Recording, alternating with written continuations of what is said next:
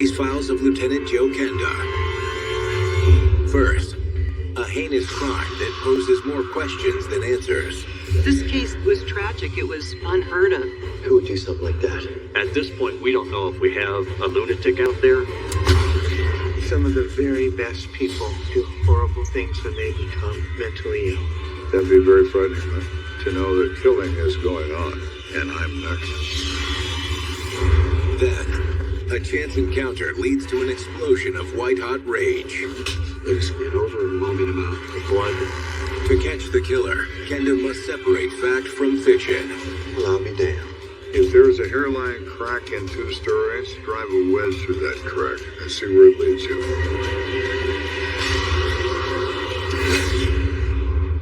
When someone speaks about doing terrible things, the terrible things are in their conscious mind. You can't ignore someone when they say, I want to kill somebody. They say it, they're capable of it. There's one thing that never changes. Murder. A life has been taken. Their stories are now my stories. I never know where a case is going to lead, but I'll never stop until it's solved. Somebody has to look out for the victim. If you kill, I will find you.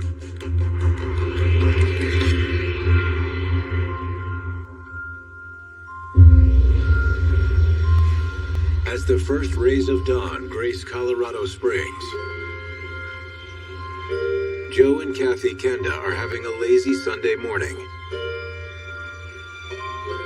Working in homicide, opportunities to sleep in are few and far between. On this particular Sunday morning, I was taking full advantage.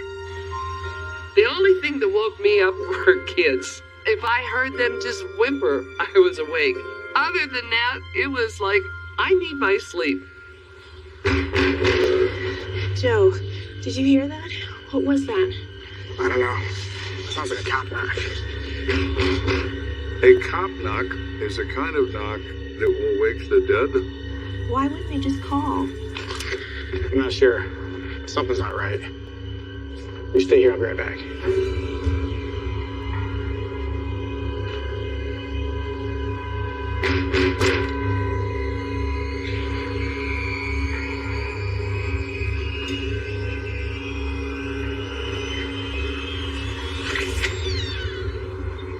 What the hell, Mike?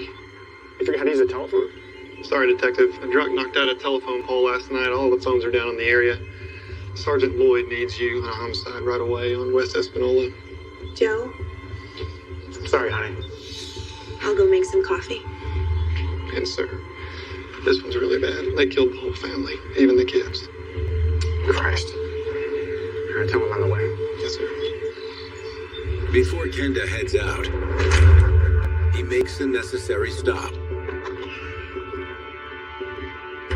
My children are very important to me.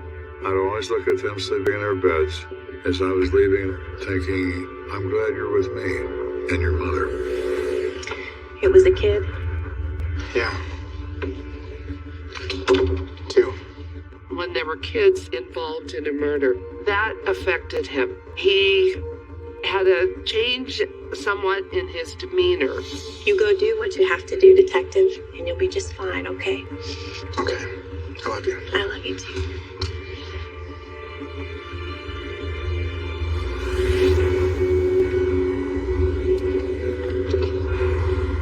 A few minutes later, Detective Kenda pulls up to the scene and checks in with his commanding officer. Hey, Sarge. Hey, Joe, thanks for coming down. I heard it's an awful one. Yeah, sure is. Got 4 victims, husband, wife, 2 kids, all suffering gunshot wounds to the head. The husband is Timothy Hoffman. His face is 51 years old. I have a daughter who is 16 and a boy that is 12. Was there any signs of forced entry? No, the door was unlocked. Did they get here? Doesn't seem like it. Not sure what to make of it, Joe. The first question you have as a policeman is, why? The obvious criminal purpose in unlawful entry is theft. The unusual reason would be violence. Well, the bodies are all over. Where do you want to start? You tell me. Okay. The man of the house, Timothy, he probably got shot first.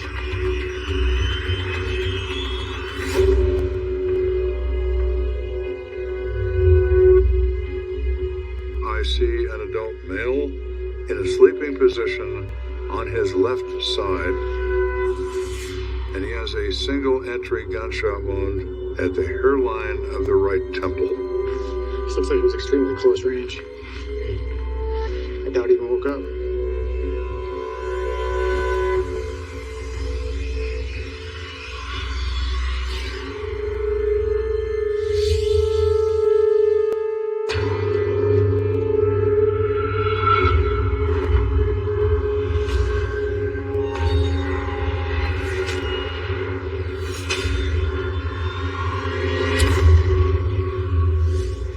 He never knew it and never felt a thing. Let's go see the other victim. In the next room is the body of Timothy Hoffman's daughter, Delilah. In the bed is a 16-year-old girl who's in a sleeping position, and she has 2 gunshot wounds, one in the chest and one in her head. Looks like she vomited. I gotta get her in the chest first. She is shot in the center of the chest. It caused her to vomit. Had she been shot in the head first, she would not have vomited. Where's the other kid's bed? Across the hall, but it doesn't look like he was sleeping in there. The bed was made. We actually found him in the living room.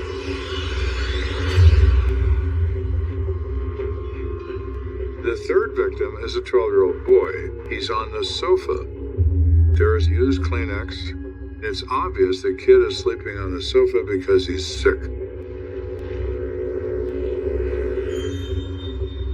Took one in the chest, just like his sister. Only there's one glaring difference. There was blood spatter on the walls that would be indicative of him standing at the time that he was shot. Looks like he was so scared he wet himself. It's entirely possible that the 12-year-old boy knew what was happening. That'd be very frightening, right? To know that killing is going on. And I'm next. This is our 4th and final victim. There is a 51-year-old female who I assume was Grace Hoffman, wearing a housecoat and slippers, and had a pressure contact gunshot wound to the forehead.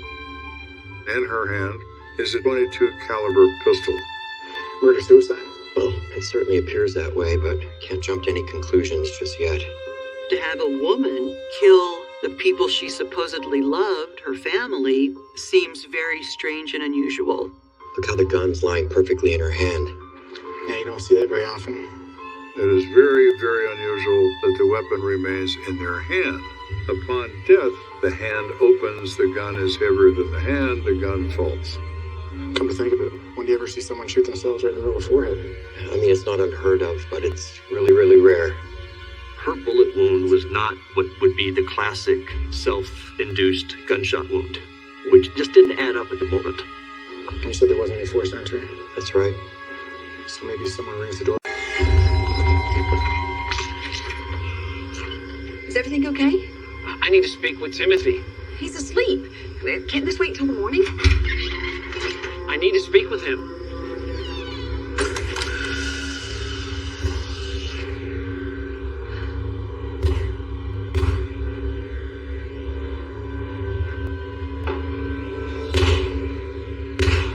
Could an unexpected guest have killed the Hoffman family one by one?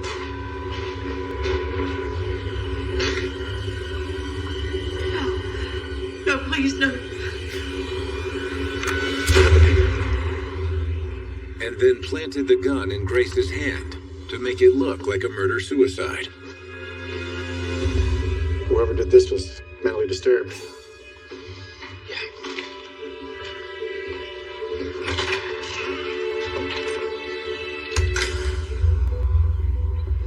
Hi, Detective. Hey, has anyone located anyone related to the family yet? Timothy's brother lives down the street, but we haven't spoken with him yet. However, there was a neighbor, Laura Hanson. She said that she had some information for us. She's over here. All right, thank you. The first person we encounter outside the house is the next-door neighbor. Miss Hanson? She reports that she's lived in that house next door for 20 years. She She says that Grace Hoffman is employed at Fort Carson, Colorado, and she's a librarian. She said the husband was employed by Alexander Film Corporation. Very nice people. Very religious as well. They attend a church every Sunday. Daniel, 9:27.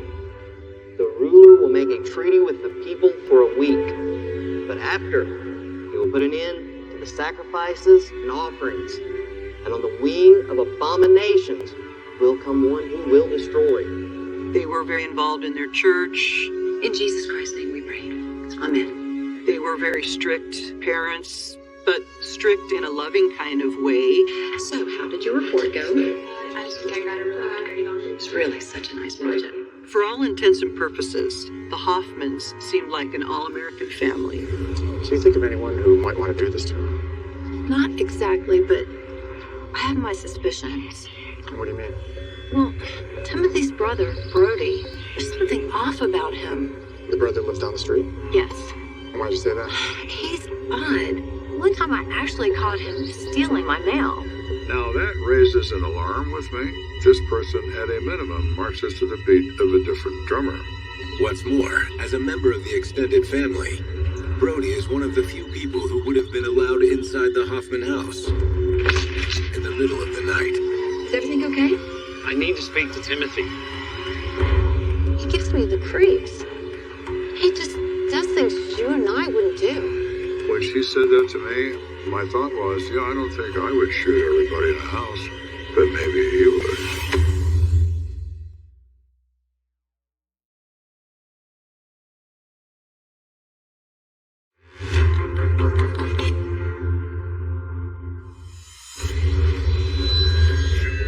We've got a house full of dead people here.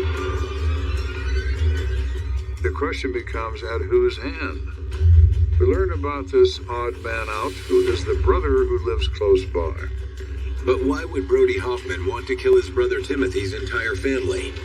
There's any number of motives, particularly if the person is mentally disturbed. Does he want to kill them because they buttered the toast on the wrong side? I don't know. Because I'm not crazy. Although Brody is a suspect, he is also the next of kin, which means Kenda can use the death notification as a way to glean more information from him. People often have very bizarre grief reactions, but what is always the same is their absolute shock at the event. When it's not there, you begin to really suspect they're involved because you're not giving them news. They already know. Yes, what's going on? I'm Detective Kenda. I'm sorry to have to tell you something's happened to your brother Timothy and his family. Oh my God. Are they okay? I'm afraid not. They were all murdered last night. He was absolutely stunned at what I just told him. He just looked at me. To Kenda, Brody's reaction seems genuine. Nothing about his behavior indicated any mental disorder of any kind. Could the witness be mistaken about his behavior? Of course. There's a curious phenomenon. When there are investigations of things like murders, people tend to focus on facts that weren't well established and they exaggerate them. We thought the cancer was going to kill Grace. Grace had cancer. She was diagnosed 12 years ago. We thought she'd beaten it, but recently she said it came back. I've seen it many times where terminally ill patients who suffer from their disease or their condition can no longer deal with it, and they take their own life. But it's kind of hard to describe that as being a motive for mass murder. I'm very sorry for your loss.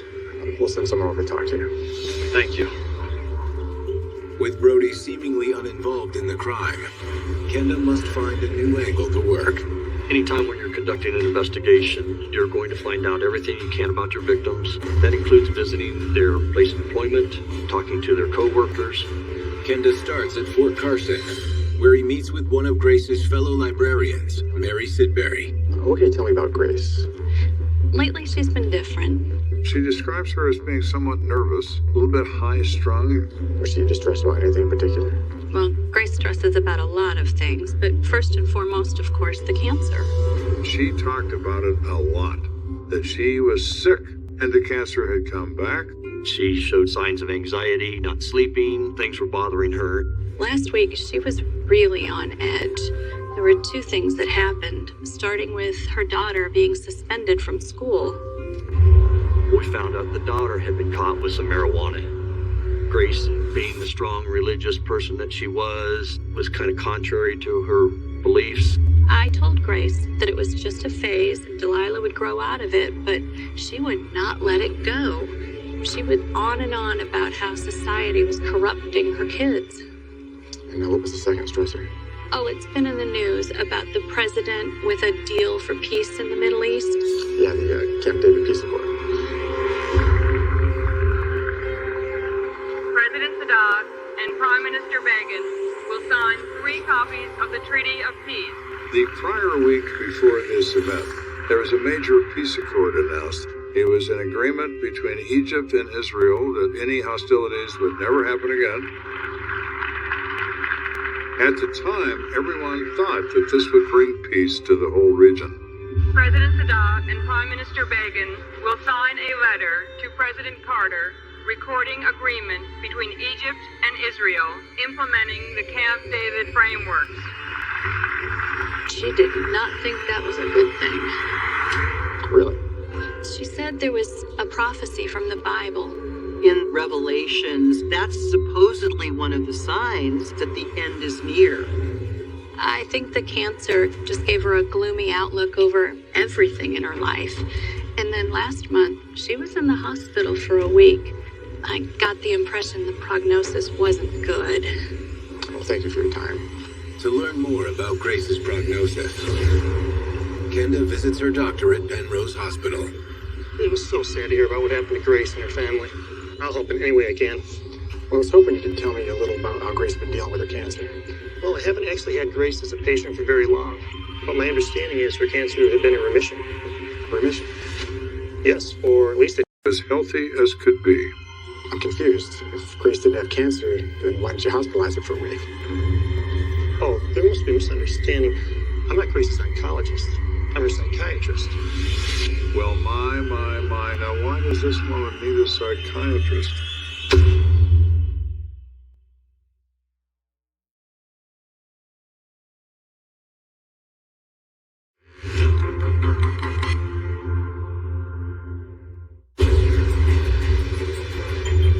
I'm beginning to believe that Grace Hoffman murdered her family before she killed herself. At first, the theory didn't make any sense, but now we have some new information that changes everything. Ever since Grace's cancer went into remission a decade ago, she'd been concerned with its return. She kept going back to the oncologist with this fear. He'd run some tests and assure her she was cancer-free. Apparently, she'd been telling everyone her cancer had returned. It's a shock when people find out that the illness they believe they have had for many, many years simply does not exist. People often will fight that and still try to rationalize that the doctors were wrong. Grace wouldn't give up the delusion, so her oncologist referred her to me. And how would you describe her mental state? Not good. She was very depressed and unstable. She was convinced her life was going to come to an end from cancer. When I look at Grace, I do think that she suffered from a psychotic depression that involved delusions. So we have confirmation now Grace is not normal. She is having some sort of psychotic episode. So is she capable of violence? Of course, against herself and others. After leaving Penrose, Kenda gets a call from Sergeant Lloyd, who needs him back at the crime scene ASAP. What's the word, Sarge? CSI found something in the house this morning after we left. What's that?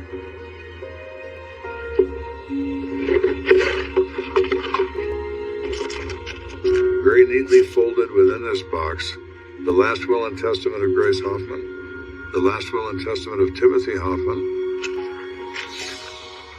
and in addition, a note. Good God. It's easily read. No handshaking, no nothing, because Grace made her choice. When Grace Hoffman had heard there was going to be a historic Middle East peace treaty, she saw it as the fulfillment of biblical prophecy. And on the wings of abominations will come one who destroys the Antichrist. This was a clear indicator in Grace's mind of the end times, as described in the Bible. That the world was now going to end because the Israelis and the Arabs have now made peace. In addition, Grace was concerned that her daughter's experimentation with marijuana was a precursor to her getting involved with more serious or sinful activities. And that her son may follow the same path. What about Garth? Garth and then we can be together. Grace had a delusion for years that she was going to die. No. When it was made clear to her that she was not going to die, her depression demanded that she focus on something, and what did she find? A belief system that involved an apocalypse.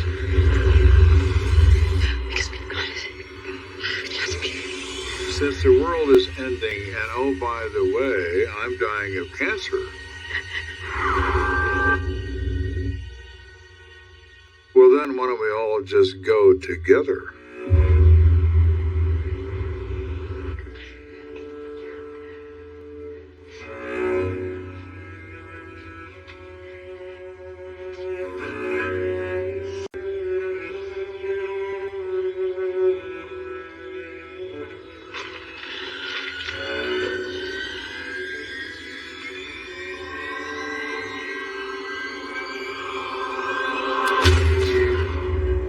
She drops her husband with one round in the head before he ever woke up. He never knew what hit him.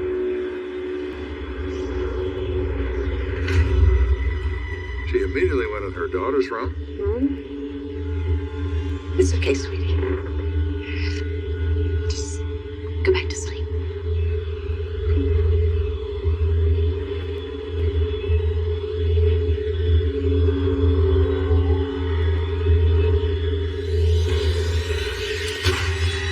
Shot her in the chest. She vomits. She then shoots her in the head, just above the left eye.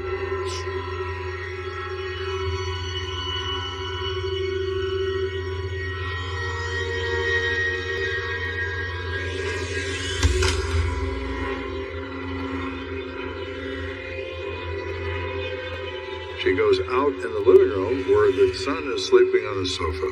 He's now awakened by gunfire. Mom, what are you doing? I'm saving you, sweetie. I'm saving all of us. What could you have possibly thought at that moment? You don't have to do this, Mom. Yes, I do. When somebody who you know and love all of a sudden becomes the person who's coming after you to kill you, we'll be together soon. Mom, I love you. Please don't. I love you too.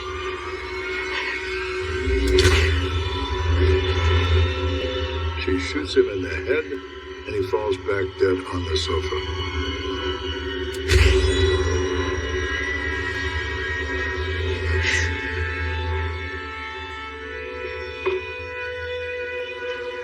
There you go. Let it be.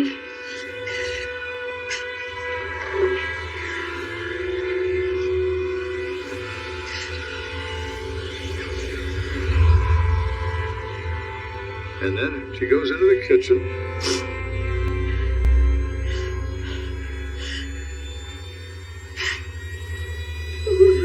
Puts that gun to her forehead.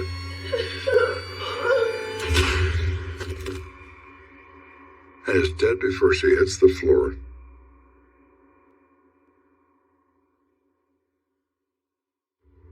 Now we have a house full of dead people. Over what? Nothing. Over nothing. It's really quite rare that someone shoots themselves in the center of the forehead, and rare that the gun stays in the hand afterwards. But rare things do happen, and that's why we don't make assumptions at the crime scene.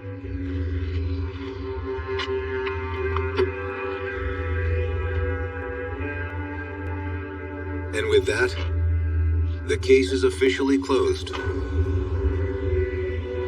which means Kenda can return home in time for Sunday dinner. It's very difficult to go back to your house and look at your wife in the kitchen making dinner and look at your kids playing with their toys and trying to consider that everything is just fine, because everything isn't just fine. To this day, I cannot unsee what I've seen. Look, Dad's home. Daddy! Dad! Did you catch the bad guy? It's all taken care of, son. Hungry? Starving. It's for dinner. Deadly beating in a cheap motel brings Kenda face to face with humanity at its worst. You know that she's a slut. Humans are widely known to go out of control and white hot rage.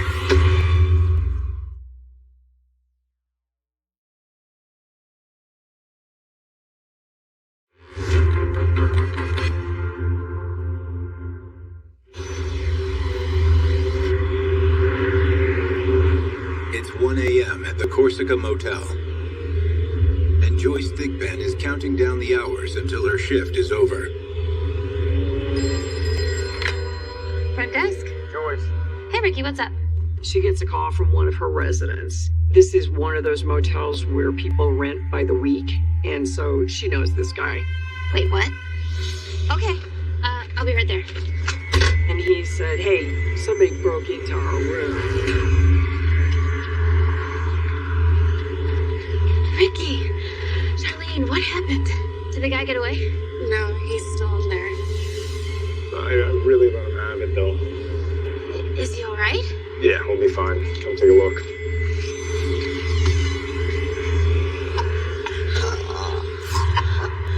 Oh my god. We need to get him to a hospital. I'm gonna call the police. Less than 30 minutes later, Kenda meets Detective David Moore at the scene. Sir? Hey, Dave. Thanks for coming out so late. Did I have a choice? So what do we got? When I got here, the victim was already in the hospital. When I arrived, there were two individuals that were actually being held as a result of a fight that had taken place. Ricky Lutz said the victim broke in the room where he stays with his girlfriend, Charlene Cruzmont. Then they got physical. Who's the victim? Michael Allen, late 30s. He also stays here a couple rooms down. What's the status? Not good. He has some serious head trauma. Let's go find our boy Ricky. See exactly what happened tonight. It's right over here. So, if we have an intruder who is assaulted in the course of the commission of a crime, it's most likely self-defense. Ricky, I'm Detective Kenda. This is Detective Moore. Mind answer a few questions for us? Sure. What do you want to know?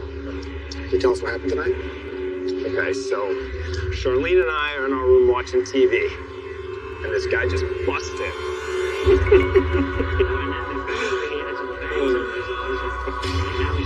This is who you chose? You chose him over me? You wouldn't even talk to me at the bar. No, I don't. I can't believe it's you, the meathead from the club, huh? Get the hell out of my room. I'm not gonna get out. You know that she's a slut. According to Ricky, he had absolutely no idea who this individual was. This person simply broke into their room and started verbally chastising Charlene for no apparent reason. You know that she's a slut. He really scared her. I thought he was going to hurt her, so I hit him a few times. This guy is in excellent physical shape. He's big, he's tall, he's perfectly capable of causing somebody serious bodily injury just with his hands. I want you to hang tight with Officer Wilson here. Am I in trouble or something? I wish you'd take a look inside before we cut you loose. Looking at the crime scene is always the most important factor. Stories are stories. Crime scenes speak the truth.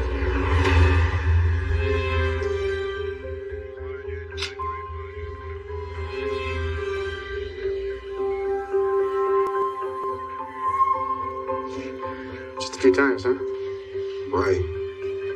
Not only is there blood in various locations in this room, there's also a great deal of heavy bleeding in the spot where the victim was lying.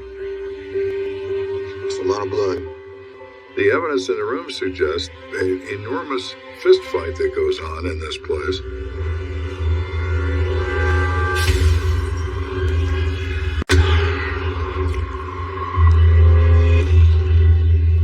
Kenda wonders, was this truly an act of self-defense that got way out of hand? Or was this a premeditated attack? So Ricky claims this guy just barged in.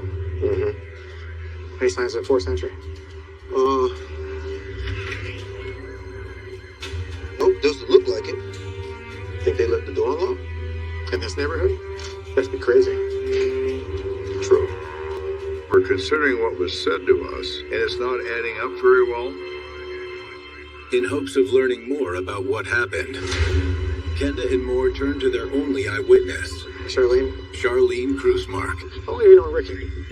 We've been dating a couple of years. We just moved from Oklahoma City about a month ago. Are you working anywhere? I'm a dancer down at Queens Court. Ricky works there too. He's a bouncer. Queens Court. That is a strip bar located within walking distance of this motel. How do you remember things playing out tonight? Well, we were just hanging out, watching TV. I had asked Ricky to go get some cigarettes. And a few minutes after he had left, some guy came storming in, harassing me. She really felt that our victim was going to do some type of harm to her. I was so scared, but luckily Ricky came in and pummeled the guy. So you're saying that Ricky was definitely out getting cigarettes when this man came in? Yeah. Well, that's completely different from what Ricky says. Ricky says he was in the room with Charlene when this person entered without consent. Thank you.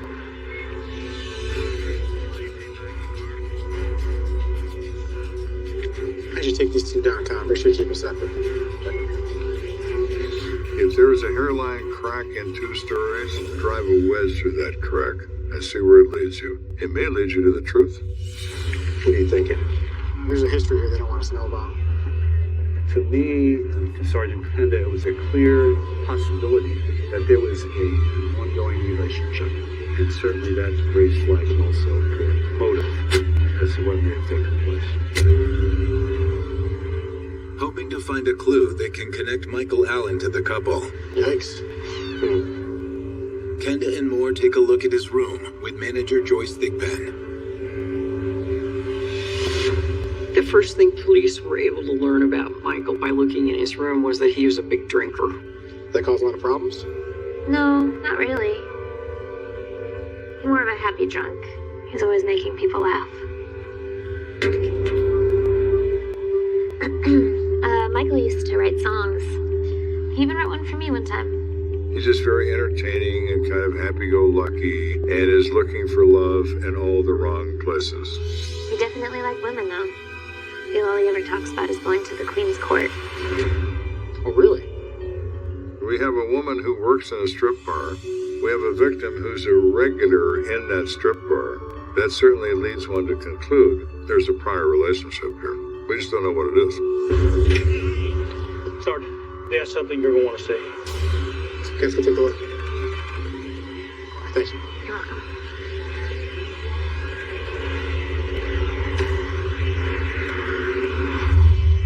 So what do you got?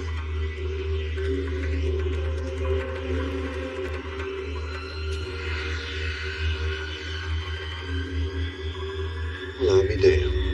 We find Michael Allen's wallet is in this room. I wonder if this whole thing might have just been a setup to rob him. This could very well change the entire complexion of this case.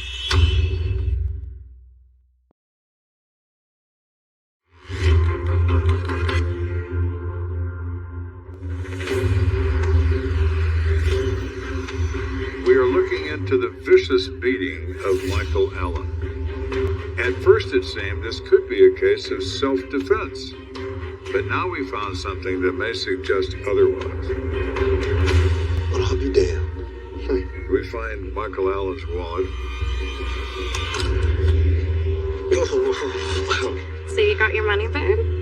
Could there have possibly been a pre-arrangement with our victim and Charlene for some type of relationship to take place? And how much does it cost? Well, how much you got? It's possible Charlene and Ricky lured Michael into their room under false pretenses. What the is this, man? This is me taking your wallet. Get the out of here. Give me my money.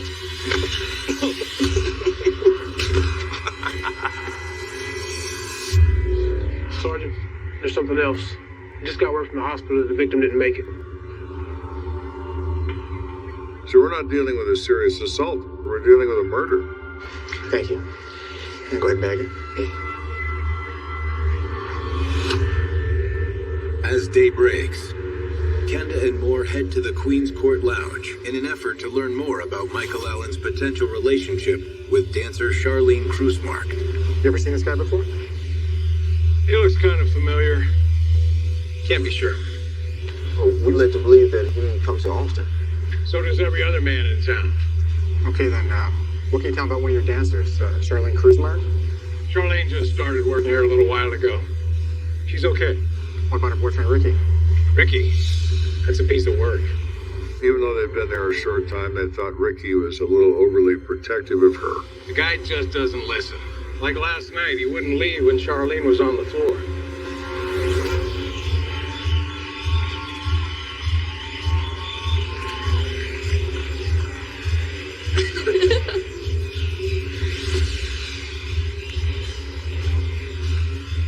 That was an unwritten rule that Ricky should not have been there when Charlene was dancing.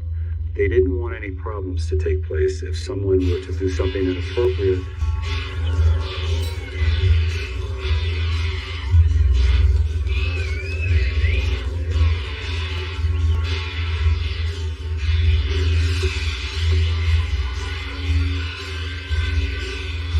In this case, that evening, Ricky refused to leave. Did he get into it with anyone? Ricky hustled her out the minute her shift was over. Okay, thanks for your help. Though the manager's statement doesn't shed any additional light on the relationship between Michael Allen and Charlene and Ricky, it does suggest that Ricky may have been prone to jealousy and violence.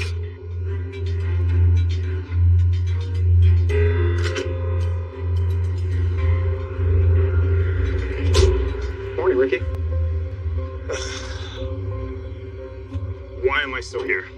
I thought he doesn't have a clue for the severity of the beating that he just put on our victim. Ricky, you're still here because Mr. Allen is dead. What? You killed him. How is that even possible? I didn't even break my knuckles when I hit him. Well, Ricky hit him hard enough, as he's not alive. So why don't you go ahead and tell us what happened again? Maybe this time include the truth. He immediately says, I want a lawyer. So he exercises the right to remain silent. Stand up, Mr. Lutz.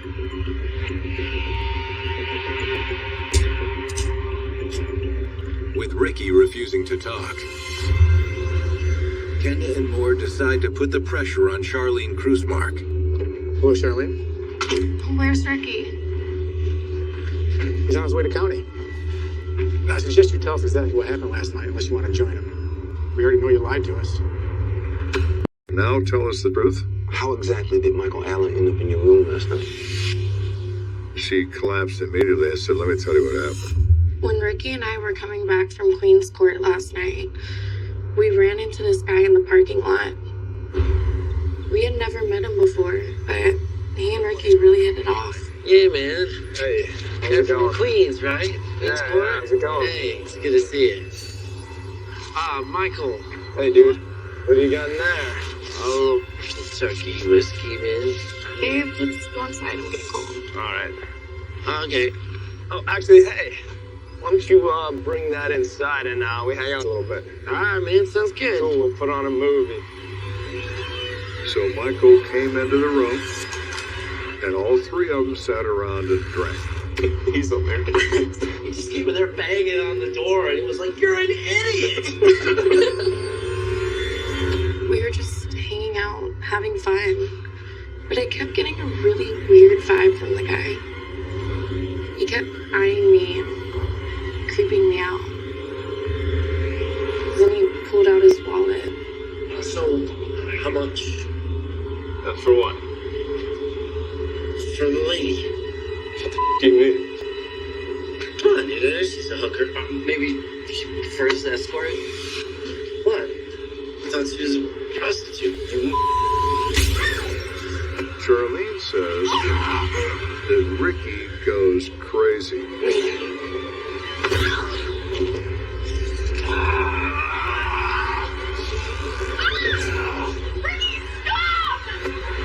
He continues to beat the victim until Michael collapses on the floor.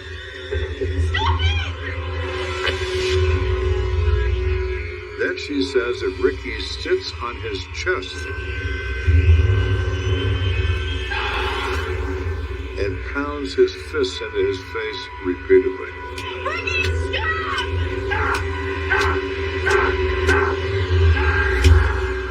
I think it's very possible that Ricky, watching the activities of Charlene with all the clientele, could be an indicator of why Ricky had such rage later on.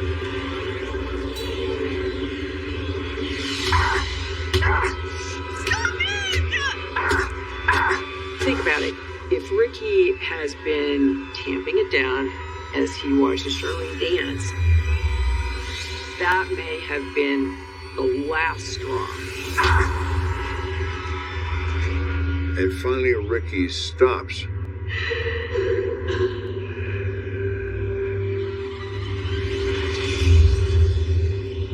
I know Ricky didn't mean to kill him. He's a good person. She lied to protect Ricky, believing that Michael would survive. I think Ricky thought the same. I don't think Ricky intended to kill him or even believed it would kill him. But it did. Well, we appreciate your love on with us. We'll show you out.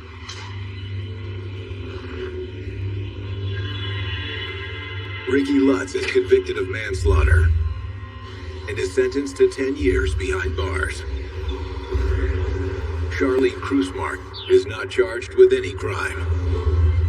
In terms of Ricky, he is more prone to fits of rage than the average person. So given the proper motivation, he responds in an incredibly violent way. It's human nature at its worst.